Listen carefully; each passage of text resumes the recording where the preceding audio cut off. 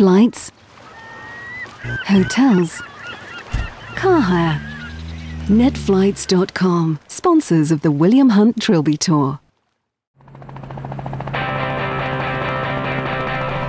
This week we've flown north to Murrayshall in Perth to find the Trilby Tour champion of Scotland.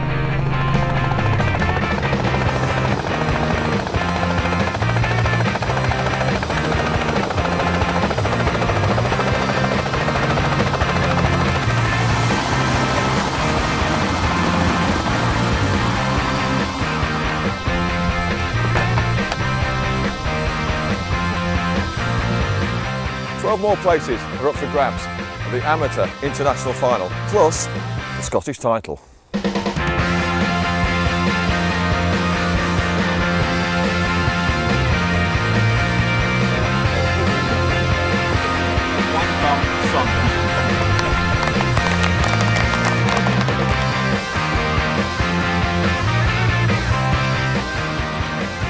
Get in there.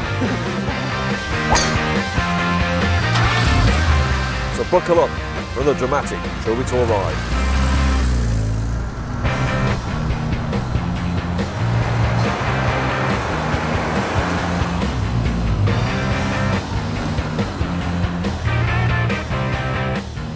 As the great Robbie Burns said, dare to be honest, fear no labour.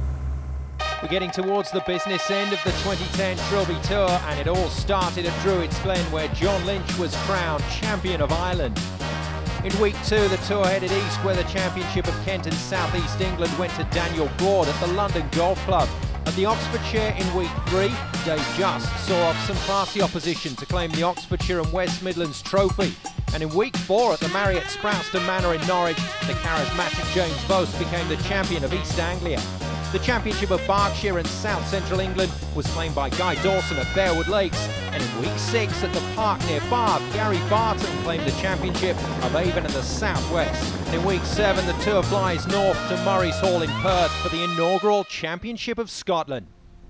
A packed field was once again ready to do battle on the fairways for the 12 spots at the International Amateur Final and the 7th Trilby Tour regional title on offer this season. The course and the venue, though, were ready for the action. Here's Billy Murray, the Murrayshall Golf Operations Manager, to tell us more.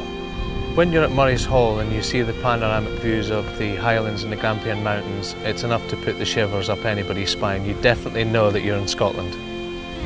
A close friend of William's had told us that he was looking for a Scottish venue, and William contacted us to come up and have a look around Murrayshall. He had never been to Murrayshall before, and on his first visit I think was just blown away with the scenery, and I think his passion for the event was infectious, and I think we were keen to have him on board. We were keen to be the Scottish venue for this exciting tournament for amateur golfers.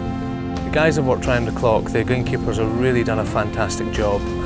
We had some very poor weather last week, some of the heaviest rainfall we've ever had in this area, which washed most of the bunkers away and damaged the golf course. So within a week, these guys have really put in the effort to get it in the condition that it is today. I think anybody arriving at Murrayshall today definitely knows that there's a Trilby Tour event on. Whitburn Golf Club's Richard Hillary was this week's smash and grab merchant, taking the 12th and final qualification place on countback with 36 points, picking his place at the Buckinghamshire for the International Amateur Final. Stephen Pretorius from Burnham Beeches was one of a 67-strong raiding party from south of the border, attempting to snatch the title away from Bonnick, Scotland. The 14-handicapper rode his countback luck to take 11th place. Led low manners, Brian Fletcher was in typically ebullient mood on the tee. Driver in hand, bludgeoned his way to a top 10 finish. 4-handicapper Alex Beek brought some quality touches to his round for 37 points and 9th place. And a familiar face on the Trilby Tour, the 2008 finalist George Crowe was back for more, sorting his place at the International Final with a great tee shot at 18 to seal the deal. 37 points for George, and the dream of another Trilby Tour Amateur Final playoff very much in his mind. The last of the 37-point men was Johnny Mullaney of Ralston Golf Club, who copped a bit of the mid-morning rain at Murrayshall. Johnny proving that there really is only one way to wear a Trilby, and that's not it. The leaderboard confirmed that Hillary, Pretorius, Fletcher, Beath, Crowe and Mullaney were on their way to the final at the Bucks, while Potter, Greenaway and Brown would have to tee it up in a shootout. That's coming up in a moment. For Trevor Taylor, Andy Jones and Jacques Kayser, it will be a case of waiting it out to see which player would join them in the playoff. For Trevor Taylor, the day was going well, flying the flag for Scotland with some original style and ending the day on 39 points as the only Scottish challenger still in contention for the title. His closing putt at 18 proved just how much being in the mix meant to this true Trilby Tourian. Trousers and all, Trevor was into his first playoff. I was quite surprised to hear that I was the first Scotsman in today, but you know, I'm very, very proud of the situation. My good friend John Lynch has won this competition before, and over at Druids Glen, John won the playoff. He sent me a lovely text this morning. It would mean a massive amount to me to win the playoff, a massive amount to me. I've been a supporter of the Trilby Tour for a few years now, and it's just a great, great day. Also into the playoff was the Welsh left-hander Andy Jones, the 7 handicapper from the Kings Hill Club with a magnificent 40 points. Obviously over the moon with it, yeah, after a nice steady start with a 6 on the first. That settled the nerves, yeah. Main aim today was, other than enjoying ourselves, was to try and get into the top 12 for Buckinghamshire, but this at the moment is an absolute bonus, yeah. But top of the tree was this man, Jacques Kayser. The 10 handicapper from Ashridge Golf Club kept it tight and accurate for the best 18-hole score this year so far of 43 points. It was one of those rounds that I always say everybody else plays that round, but I did that one today. And I went one over gross, and I've never done that before. I had 5 birdies, and I've never had 5 birdies, so the putting was good.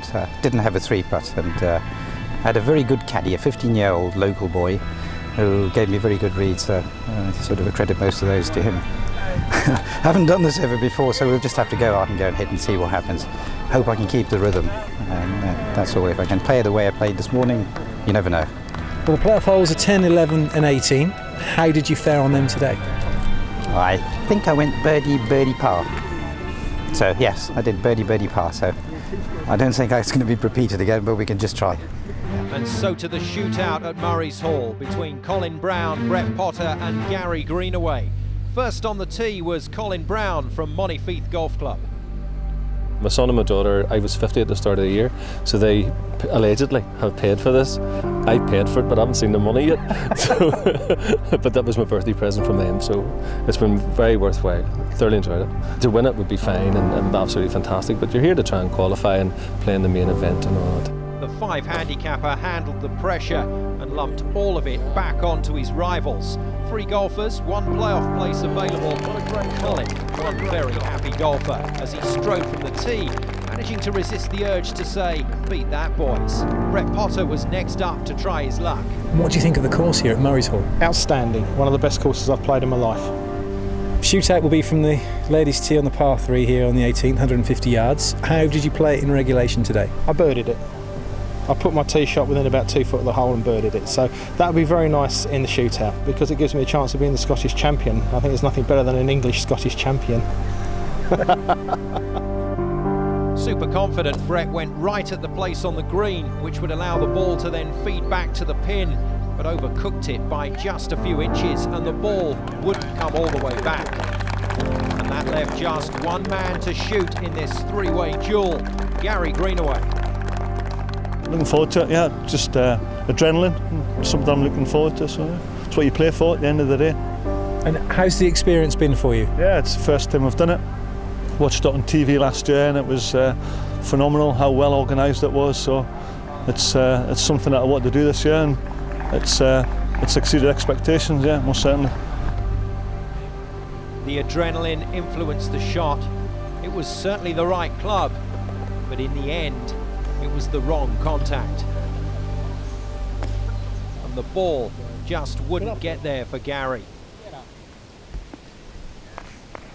The first part of the dramatic finale was complete, and that left Colin Brown to walk to the green as the shootout governor and claim his place in the playoff for the Championship of Scotland. It's Trilby Tour playoff action to come after the break here on Sky Sports.